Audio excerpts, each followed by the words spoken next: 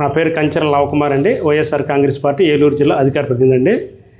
ఈరోజు జగన్మోహన్ రెడ్డి గారికి వచ్చిన ఆలోచన కరెక్టే విధానం. దానికి కారణం ఏంటంటే కూటమి ప్రభుత్వం ఏర్పడిన దగ్గర నుంచి పేద ప్రజల నుంచి ఎలా సొమ్ము చేసుకోవాలనే ఆలోచనతో చేసే విధానమే తప్ప పేద ప్రజలకు ఎలా ఉపయోగపడాలనేది ఆలోచన లేదు వాళ్ళకి.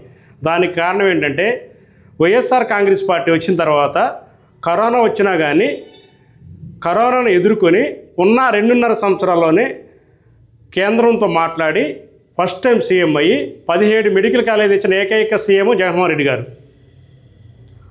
అది పేదల కోసం తెచ్చింది. అది ఆ మెడికల్ కాలేజీలు తేటం వల్ల ఉపయోగం ఏంటంటే పేద ప్రజలకి దాంట్లో చదువుకోవటం వల్ల ఫీజు రియంబర్స్మెంట్ ఉంటుంది.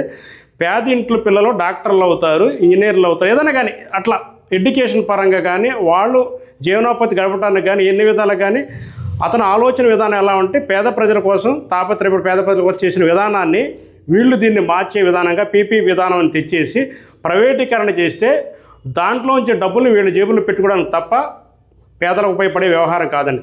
ఆ ఉద్దేశంతో ఈయన కోటి సంతకాల ప్రోగ్రాం చేపట్టారు. దానికి కారణం ఏంటంటే ప్రజలతోనే ఏదైనా బుద్ధి చెప్పాలి. ఏ గవర్నమెంట్కని కానీ గవర్నమెంట్ ఏదన్నా ఉన్నాయి దేశంలో ఏ గవర్నమెంట్ ఉన్నా కానీ ప్రజలతో బుద్ధి చెప్పాలి ఉద్దేశంతో కోటి సంతకాల ప్రోగ్రాం పెట్టారు. దానికి కారణం ఏంటి? ఫర్ ఎగ్జాంపుల్ జగన్మోహన్ రెడ్డి గారికి ప్రతిపక్ష హోదా ఇవ్వమని అడిగారు అసెంబ్లీలో. ఎందుకు ఇవ్వలేదండి అంటే ఇటువంటి క్వశ్చన్ చేస్తాడు ఉద్దేశంతో ప్రతిపక్ష హోదా ఇవ్వాలా. మీరు సీట్లు ఎన్నన్నాను మీరు ఇవ్వాలనుకుంటే ఇవ్వచ్చు. దాని ఉద్దేశంతో ప్రజలతో మీకు బుద్ధి చెప్పాలనే ఉద్దేశంతో ప్రజల మధ్యకి వెళ్ళిపోయి ప్రజల చేత సంతకాలు తీసుకొని అది గవర్నర్కి తెలిసిపడిస్తే అది మీకేంటో కనుపగలుగుతున్న ఉద్దేశంతో చేపట్టిన ఈ కోటి సంతకాల ప్రోగ్రాం.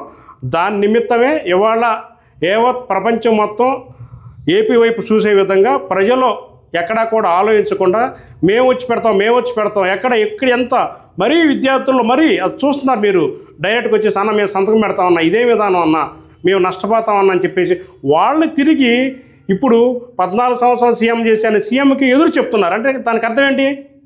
నువ్వు వయసులో పెరిగింది కానీ పేదల ప్రజలకి సర్వీస్ చేయడానికి అలా ఆలోచన మీకు లేదు. అటువంటి ఆలోచన పక్కన పెట్టడానికి మాజీ సీఎం జగన్మోహన్ రెడ్డి గారు చేసిన కార్యక్రమానికి ప్రజలు పూర్తి మద్దతు ఇస్తూ దీని విధంగా కోటి సంతకాల ప్రోగ్రాం కండక్ట్ చేసి ప్రజల మధ్యకి వెళ్ళి సంతకాల సేకరణ చేస్తున్నాం. ప్రజలు సహకరిస్తున్నారు. దానికి ఉదాహరణ అదే. దీనికి ఏంటంటే దీన్ని మీరు వేరే విధంగా తీసుకెళ్ళిపోయి ఇట్లా చేస్తున్నారు అట్లా చేస్తున్నారు విధానం మారుస్తున్నారు.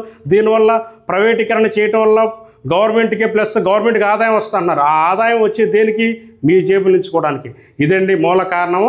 జగన్మోహన్ రెడ్డి గారు చేసింది 100% పేద ప్రజల కోసం తప్పిస్తూ ఉంటారు. పేద ప్రజలు ఉపయోగపడే పని చేస్తుంటారు. కానీ ఆ కోటి సంతకాల ప్రోగ్రాం పెట్టడానికి మూల కారణం అది. ఇంకోటి ఏంటంటే మెడికల్ కాలేజీ స్థాపిస్తే మెడికల్ కాలేజీ వస్తే పక్కనే 300 బెడ్ల ఆసుపత్రి కట్టడానికి ఛాన్స్ ఉంటుంది. దానివల్ల ఎవరికి ఉపయోగం అండి?